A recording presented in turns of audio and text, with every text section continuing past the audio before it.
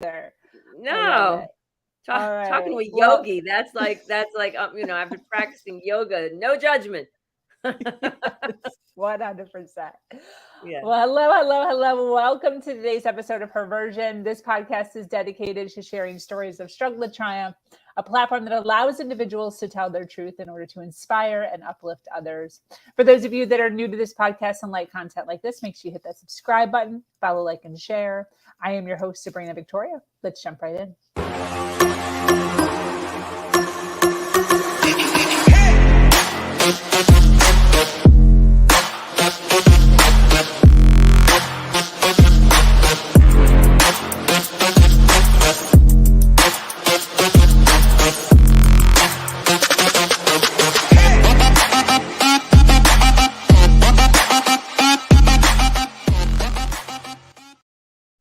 Thank you for joining us today for this episode of Her Version. The Her Version platform is built on storytelling and the understanding that many times our greatest learning experiences come from listening to other people's stories. Today, I'm speaking with an amazing woman named Anne. Anne has midwifed mamas and babies for over 2 decades and guides individuals to birth themselves as healthy and whole human beings capable of immense joy and inner peace. Her clients describe her as passionate, sensitive, big-hearted, and a playful ball of light. She is here today to share some of her past journey, how she has overcome some real obstacles in her life, and the practices she now does to release negative energy. Welcome, Anne. How are you today? Great to be here. Yes, thank you for being here. I appreciate it. I was just sharing with Anne, not today, but yesterday, I got lost in her, I think, Instagram feed for like an hour watching birthing videos, which I didn't even know was a thing. I'm not on that side of Instagram, I guess. I was like, when I first saw a woman, like the still holding like a blood covered baby or whatever the stuff is, I was like, that's a video. What is that a video of? I almost didn't click it, but I was like, let's check it out. The first like 2 or 3 I listened to with no sound because I was scared. But I love it. I love what you do. I love that you are allowing women to recognize that, yes, scary, painful, uncertainty, pain, and everything's going to be okay. It could actually even be ecstatic. Yes. Something you want to shout from the rooftops and treasure this memory forever and ever. And it's amazing. Yes. One of the biggest issues that I thought was so interesting to me was you allow, which, I only have one. My son, he's now 18 years old, happened a long time ago. I don't necessarily remember. I wasn't on any medication. I actually did it medication free, which my doctor thought I was insane because my son was huge. He was almost 10 pounds. Wow. But yeah, but pelvis. Yeah. I have no idea. But the thing that I really appreciated about it was the ones that I saw, the females were kind of like left on their own to like just go with the process instead of it being like, even with my own, I don't necessarily feel like there was like 50 people on me, but in movies, they make it sound very much like there's 2 nurses and then there's a doctor and then there's a nurse here and then they pull the baby and then they take the baby and yours was like so just calm and like she just like did her thing and like she was the first one to hold her baby versus the opposite. Like it was just so cool. What made you start birthing babies? What did you say? What made me? Yeah. Well, so when I did I was in nursing school back in the early 80s. And what I loved the obstetric rotation, and that made me want to go into childbirth. But it was when I was working as an obstetric nurse in a regular community hospital I was horrified by what I was seeing. I was seeing more like sort of just healthy people coming in to have a baby, and it was like treated like an illness, a crisis, a lawsuit, a potential emergency waiting to happen. And a lot of interventions were being done, and we just thought it was routine. Yeah, put mama in bed, have her take off her clothes and wear the hospital gown. She can't eat and drink. Put the IV in, and no animal can labor, and she can't move, right? She has to be attached to these monitors, and, animals could never labor that way. So certainly it's very hard for humans. And then comes the drugs to make things more intense. And then comes the pain medication, and it's just one thing to let the other. And I was seeing more cesareans, more bad outcomes than I ever, thought I would see. And then that's where I developed fear of birth. Now, I was having my first baby on that same unit. I had worked there for several years, and I was petrified to have a baby on that unit. But I didn't know any better. I was very young when I had my first. I was 24 when I had my first. And so I was given the royal treatment, one of our nurses is having a baby, but I was scared shitless. And I was afraid of a cesarean. I'm very active and athletic and a dancer, and just to have major surgery to me was so scary. I think that was what we call my tiger, my biggest fear. And, as a nurse, even working on that unit, my hands were tied because I had to do what the doctor said, right? I had to rescue a lot of the problems that were being caused by the intervention. So now it was my turn, right? So yeah, I came in and I had, I was already scared, and I had, I wasn't wearing my clothes. I was wearing their clothes, and I was put in bed and told, to put the IV, and my Lamaze just went out the window. I couldn't deal with lying on my back, being tied to a monitor, and they kept telling me not to move because, so of course, the doctor comes in every hour and doesn't even talk to me. He's my colleague, and he goes outside and he said, she's still 4. And I know what he's saying, of course I just, and then I heard him say hang pit, like he put his hands in me, which now they call this obstetric violence. A lot of what's going on in a lot of, hospitals, because it's like the world. I mean, there are, it's likened to rape. Things are done without your consent when you're scared, and you just get feared into doing them. And, it's unheard of to me to do a vaginal exam without a mom's consent or discussing it with her before and after. But that's what was being done. And I heard him say to this nurse, who's my colleague, hang pit. Now, as a nurse, I was fortunate to know what that was. Most people might not. But it's a drug to make everything go faster, more intense, speed it up. So, I was put on the clock. That, we put in the hospital, people are put on the clock. They have to dilate a centimeter an hour. They're, if not, they're going to give you drugs. They're going to, if that doesn't work, it's cesarean. So with me, the nurse comes in, and she just, without telling, I see her coming in with the medicine. She starts to put it in my, right before she tries to put in my IV. And I said, I don't want that. I knew it was Pitocin. I know what that is. I don't want that. And she, bless her heart, she looked at me and she said, but you don't want a cesarean, do you? And I'm like, no, I don't want a cesarean, So like she meant well, but I was feared into it, right? No, I don't want a severe, I didn't know about midwifery. So I thought that was my only option, Pitocin or cesarean. And then the Pitocin made everything so more intense. So then I wasn't handling it. And then of course I hear the doctor outside, just give her an epidural because they want to shut me up. And which is a big needle going into the back, into fluid around my spinal cord, and my worst fear happened from that. Her heart rate dropped very low, and they called this stat cesarean. And everyone's panicked. There's a whole bunch of people around me. And I'm this 24-year-old scared little girl who is like, and it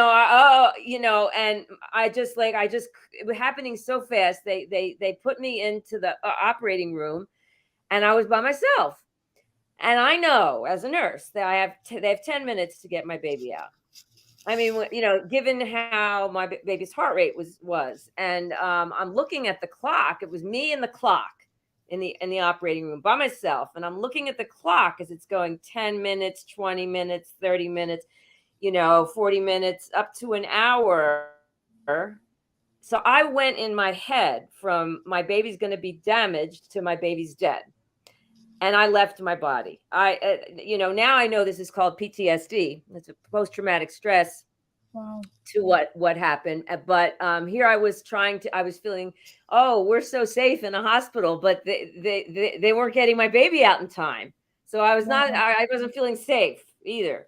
So what happened after that was, I don't know, the drugs took over my body. I left my body and I started pushing in about an hour and change after I was put in there. And I called for help, and the doctor comes running in a panic because the assistant surgeon hadn't showed up yet. So he says, grab me a vacuum. And he cuts this big episiotomy, which is a big incision from the vagina to the almost close to the anus. Yeah. And he vacuums her out. And they said, oh, look at your baby. And I heard her crying, and she was fine. I wasn't fine. She was fine. So I had, and then I'm thinking they were going to give me a C-section for no reason, meaning they misdiagnosed the fetal distress. But I was so traumatized by that experience that it took me a long time, that got me into the idea of trauma and healing and things like that. But that also, I was talking to a friend of mine. We had no internet in those days. I was afraid to go back to work, and I'm going to see that whole scene again. This was about a year later, and I had just was discussing this with a friend of mine and all that I was seeing in that hospital and how could I work there again. She says, why don't you just be a midwife? And I literally said, what's a midwife? I literally didn't know what that was, but I did know that I swore I would never have any more babies. Now I have 4 grown. But I went to the library, and it was like I came home. It was a whole, it's a whole different paradigm, a whole different philosophy of care. And it is a profession that's being utilized in the countries that have the better outcomes, the best outcomes in the world. United States ranks the lowest in terms of mother-baby morbidity and mortality around childbirth, right? And so the countries that are doing the best use midwives because our expertise is in the normal. The vast majority of people having babies are having normal, healthy pregnancies, and the obstetricians are really there for high risk situations, which is they are. They're surgeons. They're thankfully skilled in high risk situations, diagnosing and treating medically, surgically. And if you want a surgeon, you need an obstetrician, right? So, but anyway, I came home. I went and read all about it. Went to midwifery school, so it was it's graduate school. And I've been a midwife since 1995. So I'm very passionate about helping women realize their body's ability to give birth. Just like your heart is beating, your lungs are breathing. Unless you have asthma or heart disease, your body's just doing it.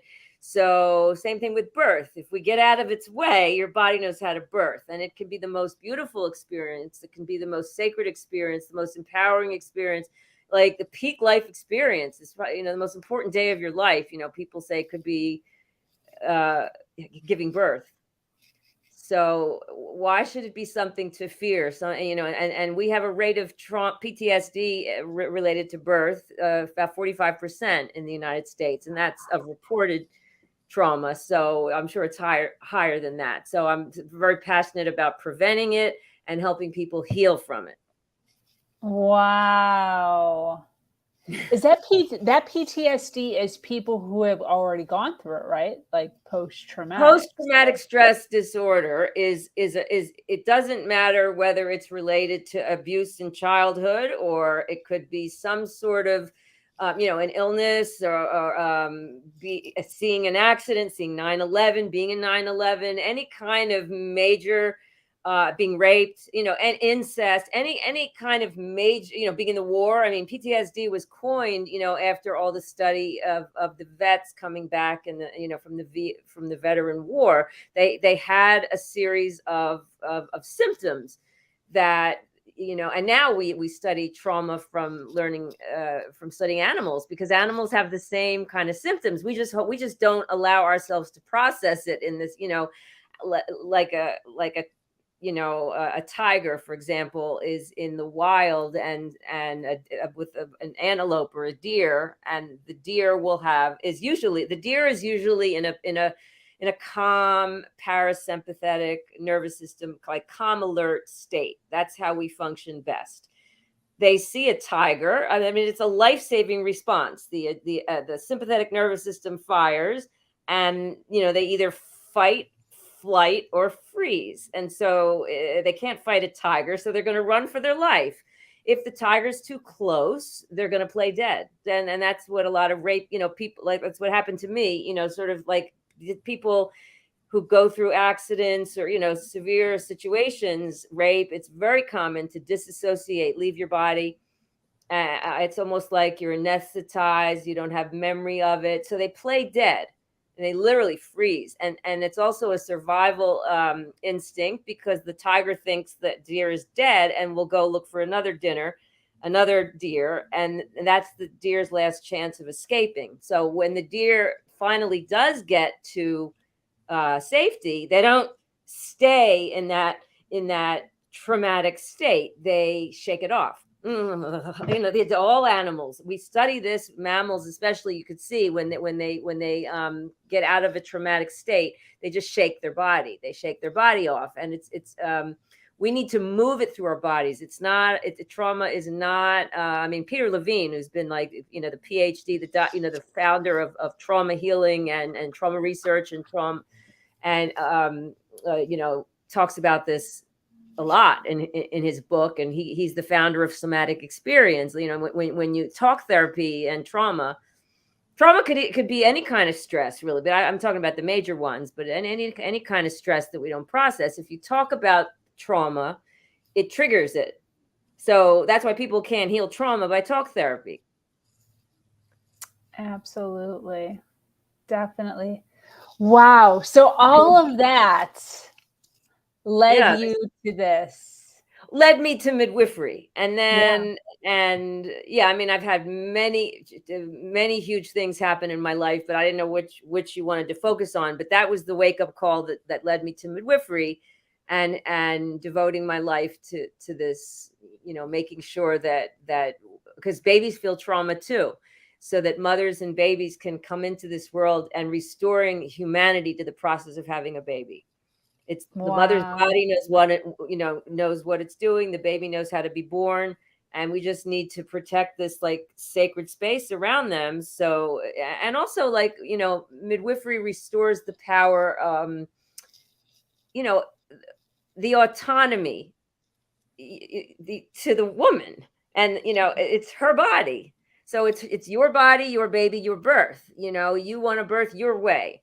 And so it's not like what we say because it's best for our hospital, or it's best for the institution, or some outdated policies, or we're going to protect ourselves from lawsuit.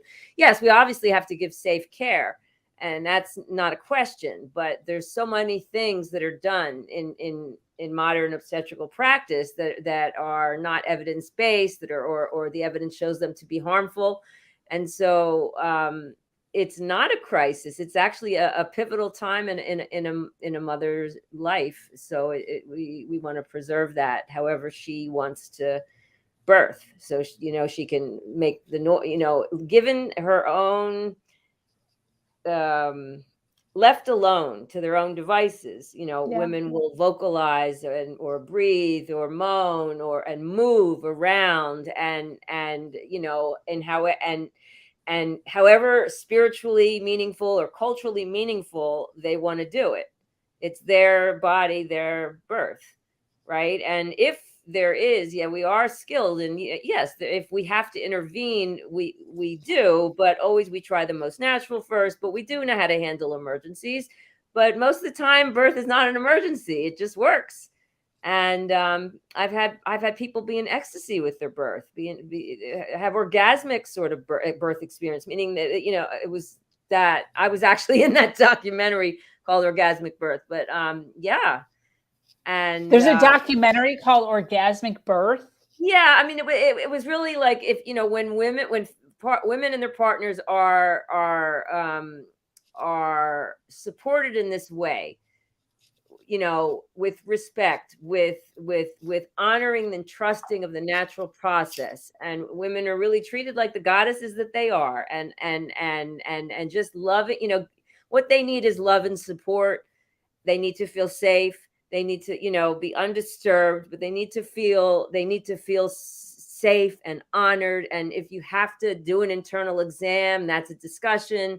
And if they don't want it, maybe we'll try something, maybe there's another way, or maybe, we need, it's just nothing is forced on anyone. In an emergency, we have to act, and they sign an informed consent. But yeah, when people are supported in that way, the experience can be orgasmic for the couple, meaning just like the most ecstatic life experience of a lifetime.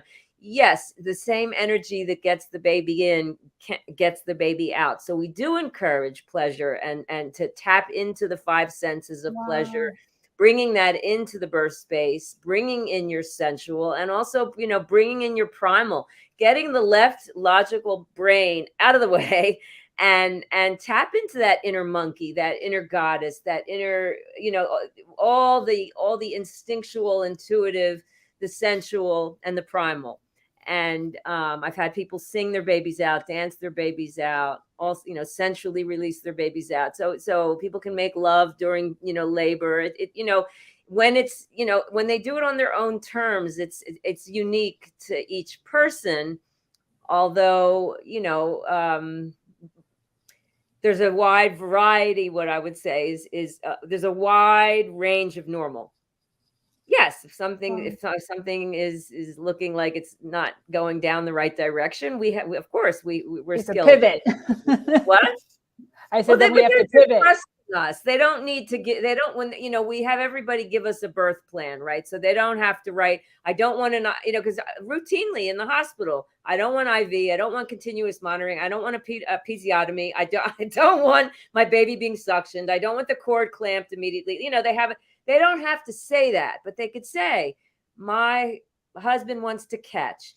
My daughter wants to cut the cord, when it stops pulsating. I've had people give me all kinds of, I don't like to be touched. I love to be touched really deep. And I hate the smell of this, but I like the smell of that. So it's really, they're giving us what their requests are in they already trust that we're not going to routinely do a lot of what's routinely being done in modern obstetrics. Yeah, that's not evidence-based. That's shown to be harmful and all that. Yeah, and we honor their ability to say, you know what, like for example, Group B strep, which is just a common bacteria that lives in the colon. It's not a problem. It can come into the vaginally. It's just not a problem. In labor, 1 in 200 babies exposed to it can get sick. So those 200, so 40% of women test positive for it. So in labor, they're given antibiotics, right? But what if a mother says to me, I've made an informed decision, I don't want antibiotics. So if I honor that, like if she is, it's her, she has authority. Everybody has authority over their body. Yeah, they sign a waiver. They've made an informed decision to decline this. And so many times people think that the hospital and the provider is a boss, their authority. The doctor said I had to be induced because my baby's too big. Well, first of all, that's not evidence-based care at all. But did you ever think that you have the ability to say, you know what? I don't want to be induced. I mean, like you have that authority. So we really honor true informed consent. So I'm sorry I interrupted you. No, that's fine. I don't remember what I was going to say. Oh, But oh no, I do remember. So when you said allowing the woman to give birth however she wants to give birth, make the sounds that she wants to take, the positions she wants to take, whatever, moving around, dancing, whatever. It's interesting that you say that, because my birth was amazing. I literally pushed 3 times. Wow. And out came a 10-pound. Yeah, he was 9'8". Oh, so 9.5, about 9'8", 9'9". It wasn't a double digit. It was like 9'8" or 9. Big baby though. I always joke that he came out as a toddler. Like he was never a baby. He just came out. He was a toddler. Like he was big. He was already out of the newborn clothes. Yeah. Yes, he was. But one of the things that irritated me was at one point, I was, yelling or, going, whatever. And the nurses kept telling me to be quiet. They kept hushing me. They're like, shh, shh. And I'm an empath. So like, I get offended. Like, I feel like I'm doing something bad. Like I'm wrong. What the nurse says, you're doing something wrong. Right? Yes. Right. She kept shushing me. And I was like, girl, I'm pushing a fucking baby out of my vagina. You don't want me to make any sound? I mean, I didn't say that, but internally I felt like wronged for like making a noise that I felt like my body needed to make in order to push the baby out. Which usually is the roar of a lion. It's just like very loud. Yeah. But yeah, so I was hushed. So I literally I was just like to push the baby out because she didn't want me making any noise. Almost impossible. And that's still. So just hearing you say that even is like, wow. Because the whole time I thought until right now, like that part I messed up on. I did that part wrong. We give up our power. What is it about it? We give up our power when we enter a hospital. Like they're the boss. Oh, the nurse says I have to this. The doctor says I have to this. I mean, what? Who cares most about you is you. Yeah, right. Totally. So that's interesting. So I had a right to be a little angry about that. That makes me feel good. Yeah. I've been carrying that around for 18 years. Yeah. Sometimes I didn't do it right. Stop pushing. Pushing. Yeah. Like I was like, not here yet. Can you imagine? Like if you have diarrhea, like stop having it. It's just coming out. You can't stop. But yeah, he was a quick birth. My ex's, so his dad's mother had 4 boys all at home with someone like you. Mm. So when I got pregnant, I was the first to get pregnant on both sides, his side and my side of our generation. She was like insistent on me having a home birth. And I was scared to death. I'm like, I'm not doing that. Like that scares me to whatever. So we agreed that we would go to the hospital, but then do it with nothing, unless like something happened. But at least I would feel comfortable, like just in case. And then he would, and it wound up working out. I took no prenatal pills. She had me on some weird like teas and I don't even know. But I'm going to say it worked because literally I think I started pacing at like 2 a.m. I did not want to go in. Like I was pacing. I was like, they're Braxton Hicks. They're not real. I like insisted on taking a shower. He's like, what are you doing? I'm like tearing all my clothes off. I'm like in panic. And I'm like, I have to take a shower. He's like, you're not taking a shower. We have to go to the hospital. But I took all my clothes off. I'm in the shower. He's in the shower with his clothes on. I'm naked, crying, this whole thing. Then finally, after like, I don't know, 10 or 15 minutes, he's like, we got to go. Like our bags are packed. Let's go. We went, sat down or went to the bed. Literally within like 2 hours, went from like whatever dilation to fully dilated and pushed 3 times. That's amazing. Yeah. So I couldn't even believe. What? You labored mostly at home.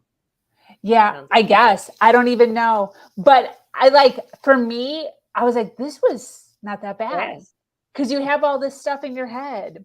But I do give his mom a lot of credit because she had me on all this potion stuff, all these like mystical, magical teas.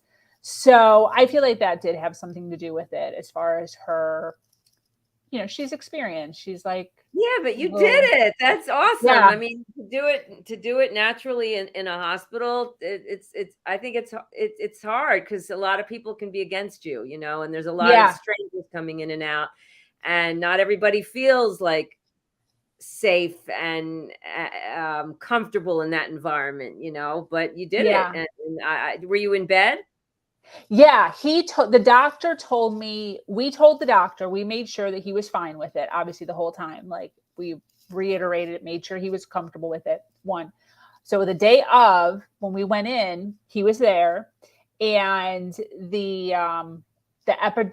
medicine or the epidural, I don't know, but he had a button on the bed. He's like, for like notification, he's like, you push, because they leave you alone. You know that. So they just leave you alone if you're not dilated. Right. That's why you need there by yourself. When you go to the hospital. Yeah. So he had the button by me. He's like, you push this button when you're ready for your medication. He's like, there's no way. It was like a joke. He's like, there's no way you're pushing this baby out without anything.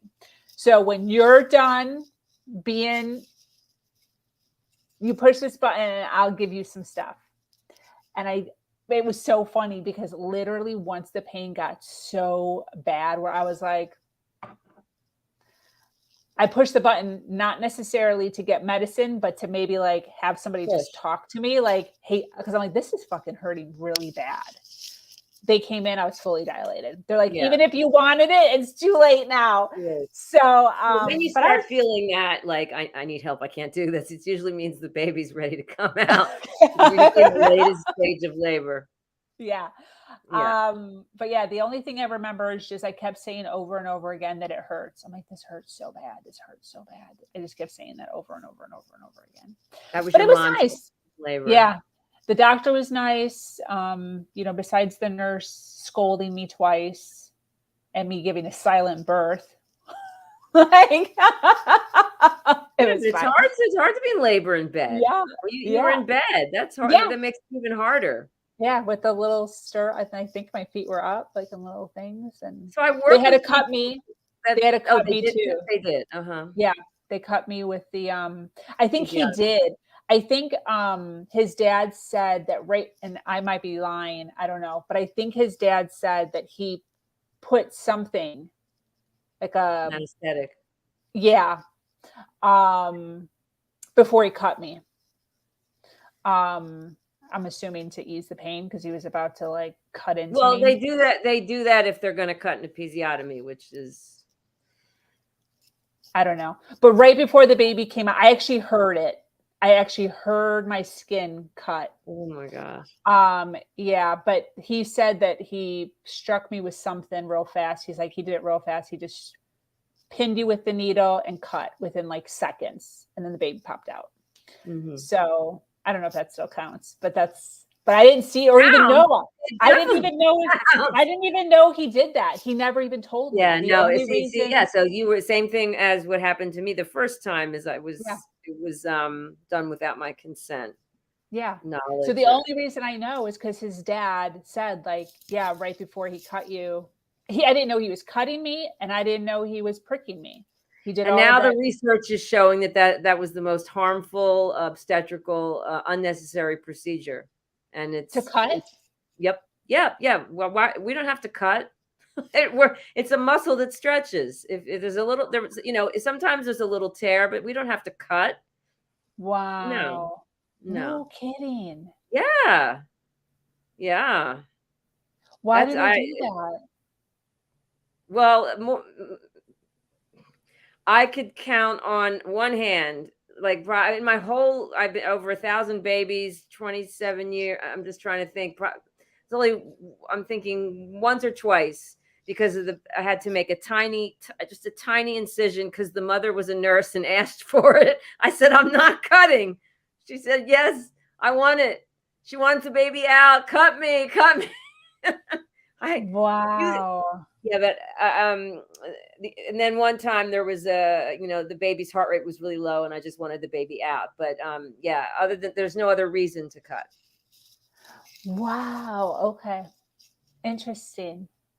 That's just so But crazy I to me. had, I intellectually believed all this when I went to midwifery school. I was like, oh, Yeah. this is amazing. And then, but I told my midwife when I had my other kids that I have to feel this viscerally for me to promote it, because I was really traumatized by the other ones, and for me to be able to help anyone do this, I have to feel it. And she says, oh, you'll be fine, and I was scared, but she says it's gonna be so different, and it was so different. And the fact that I could do it, and I experienced birth in both ways, and once you go that way, once you have it on your own, and given midwifery care, you don't want to go back, and I don't want to ever go back. That's how I felt. It was life-changing, and that meant to me that I could help anyone. I don't convince anyone. I mean, everyone. I work in hospitals, home, and birth center. I've worked in hospitals, and I help people have a beautiful home birth-like experience in the hospital. Just the same sort of care, but in the hospital. They need more advocacy, for example. Got it. Yeah. But they really need to move in, and they might, they have to find the most supportive provider. That's huge is the team that they create. But I don't convince anyone where to birth, because they're going to birth where they feel most safe. But if you really are looking at the research and finding, looking at what's going on in our modern hospitals today, and why we're having such terrible outcomes, and the research behind, home birth is really good. And looking at the other countries in the world where midwifery is way more the norm than it is in the United States, and it's midwives working together with obstetricians for the high risk situations, it makes you question, what's going on in our country? Why do we have a C-section rate of over 30%, some 40, 50, 60%? Why? And we're not getting better outcomes. We're actually worse, the lowest. There's underdeveloped countries getting better outcomes than the United States. So I became very passionate, that's how I got on Instagram, because it was my daughter, maybe about 7 years ago. She said, Ma, you should be on Instagram. I'm like, what's that? Because I'm not techie. I'm not online. I just don't know these things. I'm better. She's like, you don't know what Instagram is? And she gave me the 101. She's, because you're so passionate and you want to educate and support and empower, you should be on, that's where people are that are having babies, whatever. So she gave me the 101, and I was off posting, and I get people give me excellent, amazing pictures, now videos, and it just grew very quickly. And that sort of birthed all the different online services, my book, my guides, my course, that sort of stuff, podcast interviews and summits and all that. But online coaching, people around the world reach out to me, because everybody's having babies. Yeah. All over the place. or they're preventing it. We do gynecology too. Yes. That's great. That's great. When you think about, I know you have a whole backstory of stuff that you've gone through, and you've journeyed through. When you think about all of it, what would you say has been the biggest challenge? Well, there's two things. I think the biggest challenge was when my daughter got sick, which has nothing to do with midwifery, but it woke me up to this whole personal growth. So I have my oldest daughter was, I was working full-time as a midwife. Full-time as a midwifery means about 90 hours a week. And part-time is 45, but I'm full-time raising 4 kids, and we have a dog, I'm doing that. My husband's very helpful, but she was getting sicker and sicker. She actually got sick from an antibiotic that made her have an allergic renal failure reaction, and we didn't know it was the antibiotic, and it was one thing after the other. And then she got, they gave her that antibiotic again because they didn't think it was the antibiotic. Zithromax. It was just like, she just would get a lot of sinus infections that became pneumonia. And the second time that happened, she had a little bit of damage to the kidney where that makes the red blood cells, the part that erythropoietin is created to make the bone marrow make red blood cells. And then they kept giving her more that, and then she was getting more and more anemic, and then she became blood transfusion dependent. She's going to high school and just getting sicker and sicker until finally, we took her all over the place. Finally, the only way to save her life, we were told by the head of Sloan, pediatric bone marrow transplant at the time, said we have to give her a high dose chemo. There's a terminal illness now we're dealing with, and the only way to save her life is this bone marrow transplant. Now, I know what that is, high dose chemo and bone marrow transplant. I'm a nurse, and so I watched her go through that, and, my mother's in a fetal position. Why is this happening to us? And me, it's just, everything's so horrible, and why? And what are you going to do? And what if the chemo, and I was just like, someone gave me a Bernie Siegel book. I don't know if you've heard of him. Dr. Bernie Siegel. Yeah. He's an oncologist. He was at Yale. He's a surgical oncologist, and he started to study why people are surviving when they're supposed to die. He's researched many of these spontaneous healings, and started to help collect these success stories, and started to see common denominators about why people are surviving and how to survive and how to prevent, right? That just took me on a whole thing of how can I be the best for my daughter, my family, my patients, as my daughter is 70 pounds in Sloan Kettering, jaundice with blood transfusions and platelets and fever, and her liver, her labs, she was in people on her floor were dying. I knew that, the doctor said, we're going to give her high dose poison. And if we get past the first year, you drink a half a glass of wine. The second year, a full glass. Third year, the bottle. Fourth year, you're drunk. Get drunk. She's clear. And, she could get, but there's a risk. She can get life-threatening infection and rejection of the whole thing. She could get this and that, and liver disease and kidney disease.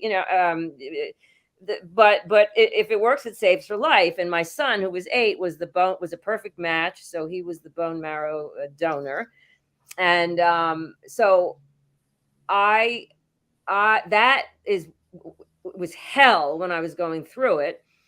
My husband was the one that stayed in the hospital for the 7 weeks that she was there in isolation, and I came and visited because I was a wreck. But that woke me up. Is there has to be like, okay, why is this happening? How can I be there better for myself, my family, my kids, my patient, the moms in my practice? How can I grow from this? How can I learn from this? And so I started to go on that whole, it's a great rabbit hole, actually, of when you start reading one book, you read another, and yoga retreat. I got into yoga, I got into breath work, I got into meditation because, and that became my medicine. Nothing was, just giving me a drug was not helping me. I needed tools. And in fact, that changed our lives forever. So now that started this whole trajectory of midwifing myself so I could better midwife others, because the moms that come to my practice have all kinds of issues that would help.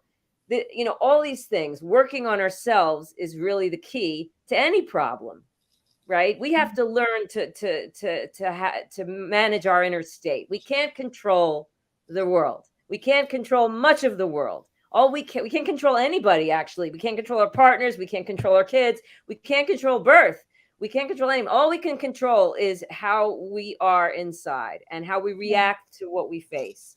And I chose to just rise up, no matter what challenge. So I'm not scared of darkness because I've been in the darkest spaces, right? I just told you too, I was abused as a child, but I'm just saying, like, my daughter's terminal illness, and now she's alive. Her doctor came to the wedding and she was told she can't have children, because the chemo kills all the eggs, the ovary, and so she's alive with 5 kids.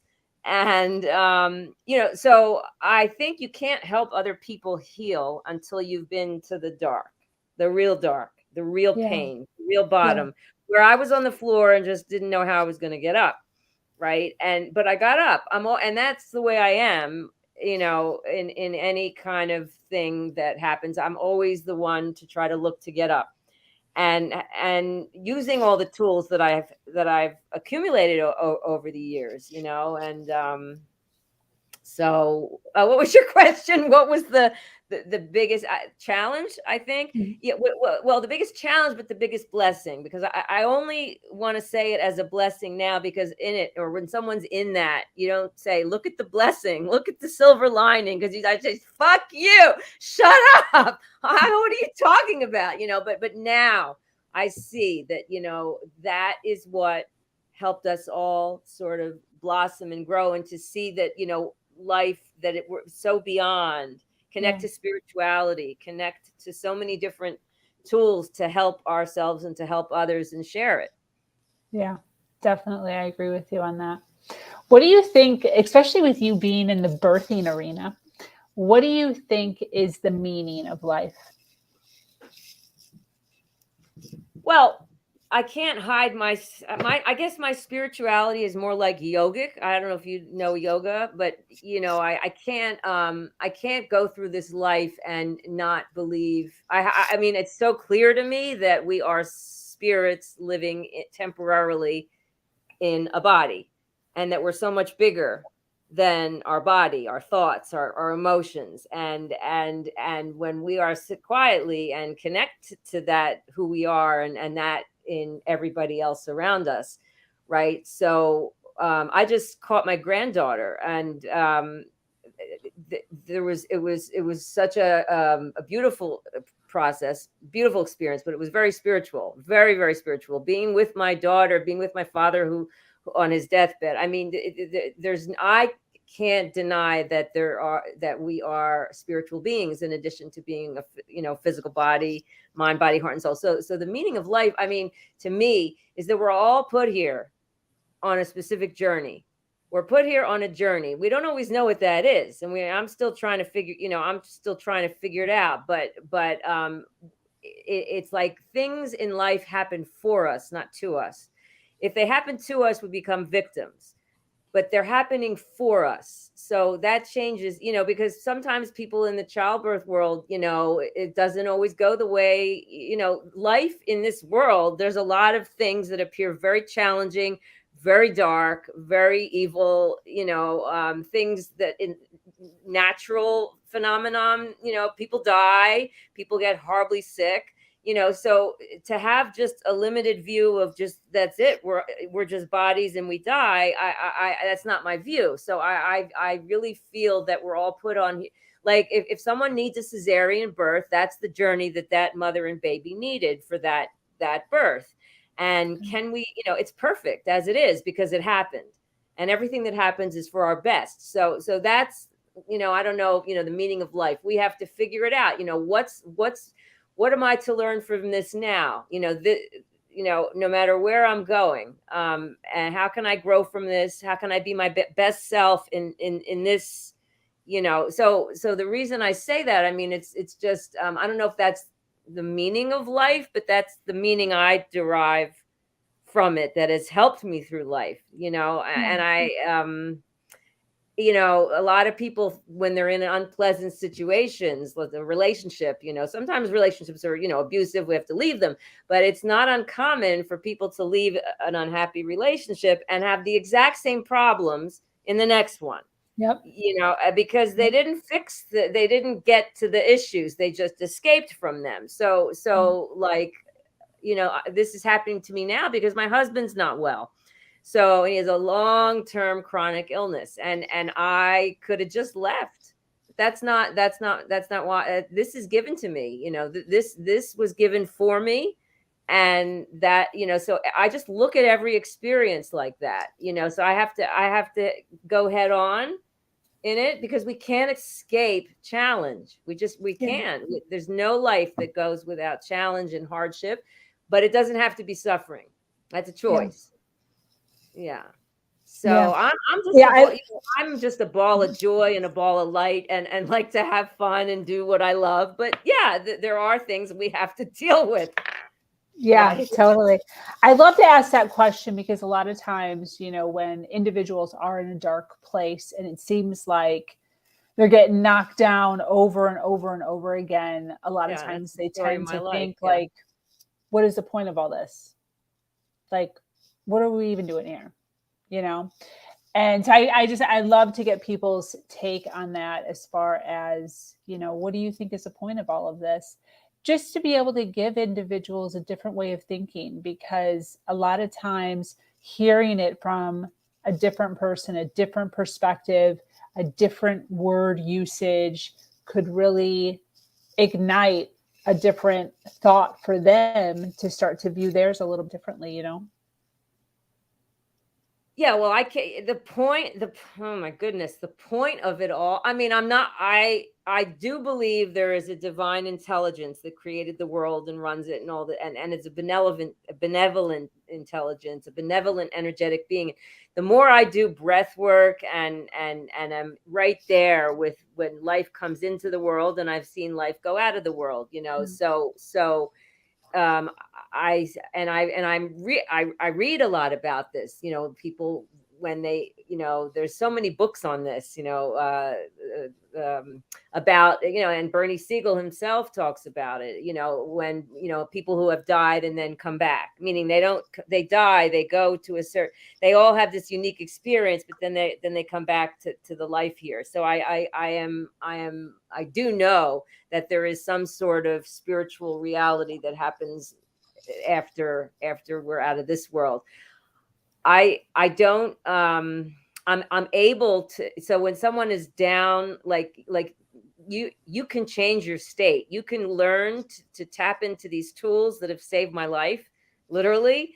And I have learned how to connect to that, sort of whatever you want to call that transcends the body, and to connect to that energy, that divinity within you and with everybody else, and connect to the bigger picture rather than our little smaller, things, that the little dramas that go on in our life, and realize that, maybe I don't know why, all the different things happen. But I do trust that it's for our benefit, and that our souls were put here each on our own journey to fixing things, growing, whatever it is, and connect in this beautiful, blissful light at the end of the tunnel. Like I really do believe that. I know people that have written about it and talked about it, had that experience. But I don't know, why, bad things in this world, we call them bad in this world, but maybe they're good. So I experienced that with my daughter. It was horrible when I was in it, but so many wonderful things happened because of that. And if you ask my daughter, she would say that she's not even, she just like thought it was a very deeply spiritual experience for her. And like, I looked at her, I mean, she could barely open her eyes. She was 70 pounds and, jaundiced, but I'm just saying, like, she connected to something else. Wow. And, so I don't have all the answers, but that's what gives me strength. That's how I can go through my life. And I've had a lot of hard things that have happened to me that I wrote about in my book. Not even all of them. Oh my God. But I mean, I have a lot of trauma in my background and abuse, and I'm dealing with illness again now after, with my husband, and it's, I just connect to the bigger part of things. That spiritual part of life that transcends us all. We're not our bodies. We're not our thoughts. We're not our emotions. I you know who I love? I've taken a lot of his work. Have you heard of Dr. Joe Dispenza? Yes. Oh my gosh, I've taken I do his meditations every day. I mean, it's life changing. Yeah. Yeah. Definitely. What would you wish for? What do I wish for?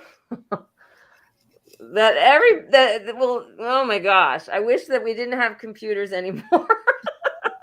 I wish that people would connect to each other. I wish the world was run by yogis. No, peace and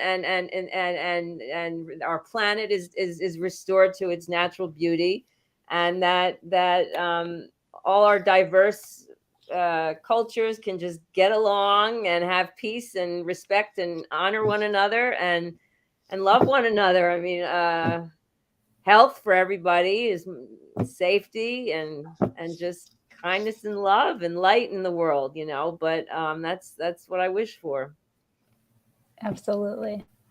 Everybody has their inner light, and if everybody connects to that eternal inner light that's within them, and that joy, and it would just solve a lot of issues. I wish the violence to go away in the world. I don't like that. Yeah. Yeah.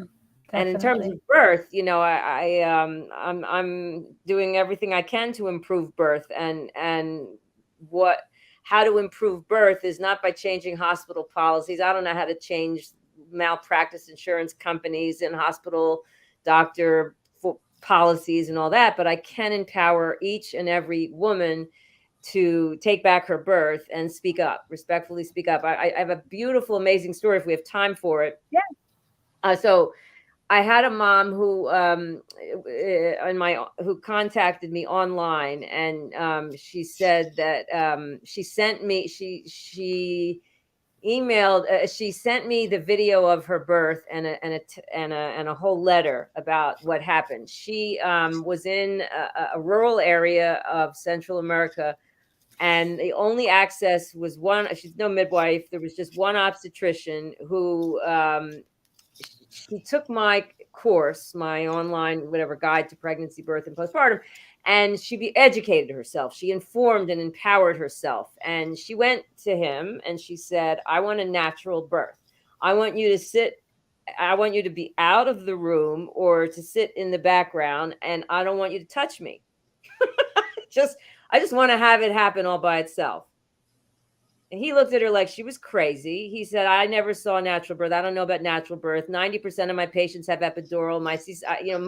Everybody's either induced or have a cesarean. I don't know what you're talking about. I didn't have any training in that. No. And she didn't take the no. She just kept respectfully speaking up. Listen, I've done my research. And, she just kept saying, I just want you to do nothing, which is the Hippocrates oath in medical school that you take is first do no harm. If I'm not broken, I don't want you to touch me. I just want you to be there as a lifeguard. Yeah. And she got him to do it. And literally, this is someone medical school. They study problems. He has not seen a natural birth.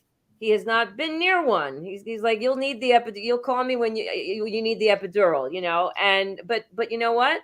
He did. He sat there. And he left the room. He would come in every once in a while, but he left her alone.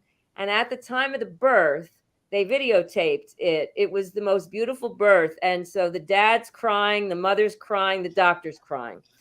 The ripple effect, the goosebumps I still get, the ripple effect of how that empowered woman who spoke up for herself and had the birth she wanted her way, how that is going to affect how he practices. He was touched beyond touched by what he saw. Blown away. Wow. Blown away. So that's how we can change what's going on, and not expect that other people the government's gonna fix it or the hospitals are gonna fix it, right? We have to be the change. Yeah. Definitely. So this course, book stuff that you're talking about, is this all on your website, or how do people find out more about you? So homesweethomebirth.com is my website and Instagram tag, Home Sweet Home Birth. But yeah, well, the book, the Natural Birth Secrets book, second edition, whatever, that came because when I worked in a hospital practice, it was a great team of midwives and and two doctors, but they gave me like 15 minutes per mom. And it's just enough to say, hi, how are you? Okay, great. Let's listen to the baby. And there's the position and the growth. But they said, I have heartburn. How do I make a decision about getting these tests, or should I have an ultrasound, or I'm depressed, or my husband and I aren't getting along, and I think I have a weird discharge, or I'm so nauseous. I'm so tired. So I used to, we in those days had Word. That was it. We had Word. And so I would research all the different complaints and questions that everybody would ask me. And I would make handouts and of all, all the holistic like a modalities. frequently asked questions, like an FAQ. Yes, everybody asks this, the most commonly asked questions. And it became, so I would say at the end of an appointment, when someone would tell me that, they have terrible constipation, what can I recommend? So I would give them the handout on that, and so by the end of the pregnancy, they had a binder of all my handouts. And they would call it their Bible or their childbearing Bible for, whatever. And you should write a book. And I'm like, yeah, right. I'm working 90 hours a week. How am I going to write a book? But when I started with Instagram and people ask me, do I have a book? I'm like, actually, I have a book, but I don't know how to do it. So I flew out to San Diego and took some book writing course for healthcare professionals to get your book out in a week. So I had the content. I just needed I don't know how to self-publish on Amazon and all that, and then get it, and pay for an editor. But so that was, turn it into my handouts, turn it into a book. So that's what the book is. And then the course came from a podcast. This lady in when I first started, I don't know, it was a couple, maybe within a year of being on Instagram, she just wanted to interview me on her podcast. She happens to be in marketing and film in a big firm in San Francisco, but she just had a baby and loved my page. And she's like, do you travel? Like, could you be my midwife? I'm like, I do travel, but I don't travel for birth. I'd rather travel for vacation. I know vacations. She says, well, do you have a course? I'm like, no. She says, well, I want you to make a course on how you bring people through the pregnancy, that you have a 5% C-section rate, that nobody needs an epidural and normal labor. And, how do you prepare them? And she says, actually, I could help. I'm in film and marketing. That's what I really do. Not just the podcast here for midwife, for childbirth. I took her up on it because we really hit it off. And we made the course. I went out there and filmed like how I prepare people to have the best, most healthiest, empowered, beautiful, healthy pregnancy, birth, postpartum. And that's like my signature course that wow. Now it's called my guide to pregnancy, birth, postpartum. And it's now on an app that people can get, but you can get it on the website. It's on the homepage. And I get amazing testimony that touches me. So, that I making a difference, just to make a difference. Like there used to be a bumper sticker. I think there probably still is. Midwives save the world one baby at a time, one birth at a time. And that's all we can do. Right. Yeah, definitely. Absolutely. Well, I love that. But I want to give a shout out. Need more personal, because people ask me on Instagram, what can I do naturally for my high blood pressure? I'm like, I would love to help you, but that's a conversation. I need, I can't just answer these things, so like personal questions, I'm happy to get on a coaching call and things like that. So that birthed that, but I'm still catching babies in person, but I have, people that call me from Australia. People come from all over the world. It's really amazing. Interested in the same things. They want a really, not a healthy birth and a healthy baby in the medical world just means a mom and baby that have no immediate problems. They're living, but they have no immediate problems that need to be addressed. But it's so much more than that. That's baseline. So people really want to have an experience that they love, that they feel empowered. That's a gentle, humanistic way to bring them to become a mom and to bring your baby into the world. They just want very much the same things, even though they're coming from different backgrounds, different cultures. Yeah, 100%. I want to give a quick shout out to those watching live. Thank you so much for being here and hanging out with us. We appreciate you. Those that are watching on the replay, make sure you hashtag replay so that we know where you are and we can send you some love. For those of you that resonated with all the goodness that Anne shared today, make sure you check out her social media, homesweethomebirth.com, for those of you that are on audio. And then Instagram, is that the best place to find you? Well, my website, it has like how to contact me. Instagram, if you like watching and learning the reels and because each reel is a little edutainment. It's a little. Yeah. I'm a little bit of a clown. I like to do funny things and dance and whatever. But it's really about serious topics of that you need. That connects us all, that we all have to go through as along this journey of having a baby. And then also you'll see some births and pregnant rock star women who are pole dancing and standing on their head or whatever, Yes. cool stuff that applies to and also,